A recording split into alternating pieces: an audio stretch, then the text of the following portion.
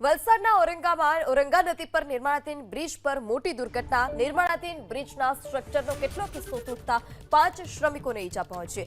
નિર્માણાધીન બ્રિજના સ્ટ્રક્ચરનો ભાગ તૂટતા પ્રશાસન દોડતું થયું છે. 42 કરોડના ખર્ચે ઓરંગા નદી પર બની રહ્યો છે બ્રિજ દુર્ઘટનાને પગલે જિલ્લા કલેક્ટર સ્થળ પર પહોંચ્યા, નિરીક્ષણ કર્યું.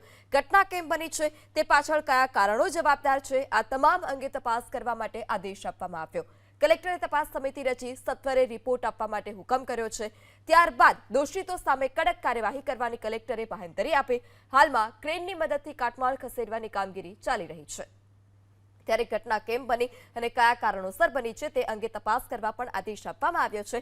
એક છેડાથી બીજા છેડાને જોડતો જે ગર્ડરનો ભાગ હતો તે ગર્ડર જ ધરાશાય થયો, જેને લઈ અફરાતફરી પણ સર્જાઈ. જે 5 શ્રમિકો કામ કરી રહ્યા હતા તે 5 કામદાર શ્રમિકો ઈજાગ્રસ્ત થયા છે. ત્યારે આ જવાબદાર કોણ છે, આ ઘટના પાછળ શા માટે રાજ્યમાં વારંવાર આ પ્રકારની ઘટના બને છે, આ તમામ સવાલ ઉઠી રહ્યા છે. ગંભીરા બ્રિજ દુર્ઘટના પરથી હજુ પણ બોધપાઠ નથી લેવામાં આવ્યો. હજી તો આ નિર્માણાધીન સ્ટ્રક્ચર છે ને તે નિર્માણાધીન સ્ટ્રક્ચર જ ધરાશાય થયું છે. જો વલસાડ બ્રિજ દુર્ઘટનામાં કોઈનો જીવ ગયો હોત તો જવાબદાર કોણ? કારણ કે 5 શ્રમિક કામ કરી રહ્યા હતા અને 5 શ્રમિકને ઈજા પહોંચી છે.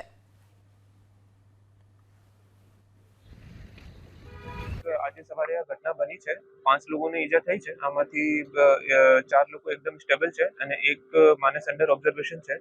આરએનબી મારફતે તપાસ કરી છે. તો અંડર કન્સ્ટ્રક્શન બ્રિજનું જ્યારે તમે જોઈ રહ્યા છો 5 દિવસમાં આમનો સ્લેબ નાખવામાં આવશે. સ્લેબ નાખવાથી પહેલા જો ગર્ડરની કામગીરી થાય છે, ગર્ડરમાં એ લોકો ગ્રાઉન્ડ લેવલ ઉપર લોડ બેલેન્સિંગ કરી રહ્યા હતા ત્યારે કોઈ જેકના કારણે આ દુર્ઘટના બની છે. તો અત્યારે અને એકદમ ડિટેલમાં આરએનબી મારફતે તપાસ કરવામાં આવશે, પછી એક્ઝેક્ટ કારણ ત્યારે ખબર પડશે. પ્રાથમિક રીતે લોડ બેલેન્સિંગના કારણે કોઈ ઇશ્યુ થયો છે. 42 કરોડના ખર્ચે આ બ્રિજ બની રહ્યું છે. 2 વર્ષ પહેલા એમની વહીવટી મંજૂરી આપવામાં આવી હતી અને 1 વર્ષ માટેનું આયોજન છે કે આવતા 1 વર્ષમાં ચાલુ થઈ જાય.